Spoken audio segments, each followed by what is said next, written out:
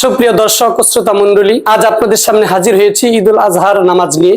ঈদুল আজহার নামাজ প্র্যাকটিক্যালি আজ আপনাদেরকে দেখিয়ে দিব। আমরা সর্বপ্রথম ঈদুল আজহার নামাজের নিয়ত করে নিব। নিয়ত এটা মুখে উচ্চারণ করা জরুরি নয়, মনে মনে নিয়ত করে নিলেই যথেষ্ট।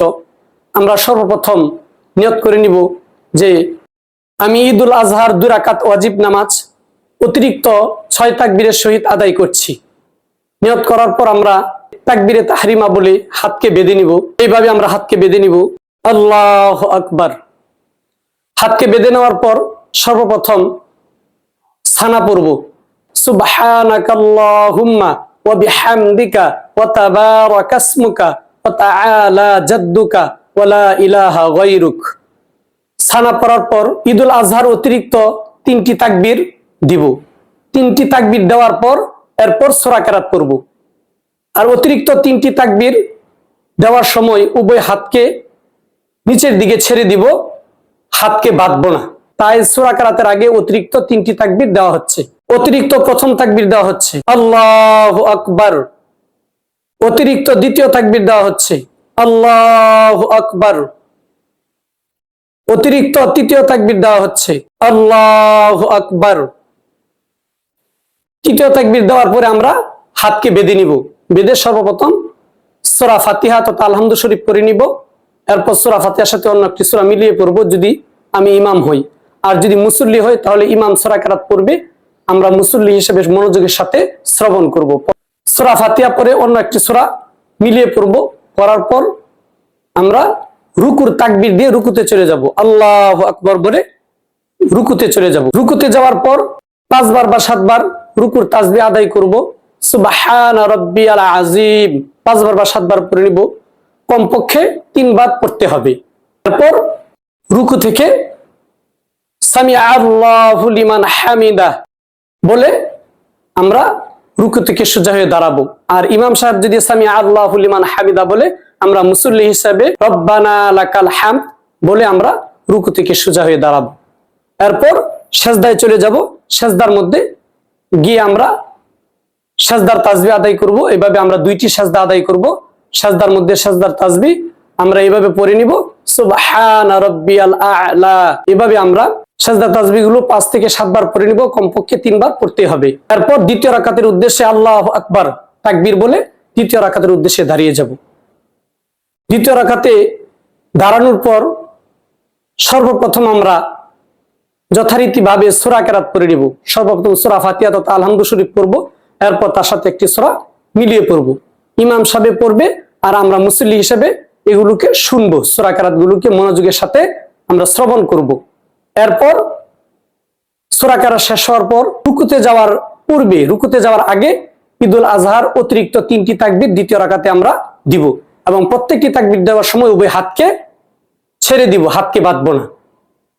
দ্বিতীয় রাকাতে সূরা কেরাতের পর অতিরিক্ত 3টি তাকবীর দেওয়া হচ্ছে। দ্বিতীয় রাকাতের অতিরিক্ত 3টি তাকবীরের প্রথম তাকবীর দেওয়া হচ্ছে আল্লাহু আকবার। দ্বিতীয় তাকবীর দেওয়া হচ্ছে আল্লাহু আকবার। তৃতীয় তাকবীর দেওয়া হচ্ছে আল্লাহু আকবার। তৃতীয় তাকবীর দিয়ে অতিরিক্ত 3টি তাকবীর দেওয়ার পর চতুর্থ তাকবীর দিয়ে আমরা রুকুতে চলে যাব, আল্লাহু আকবার।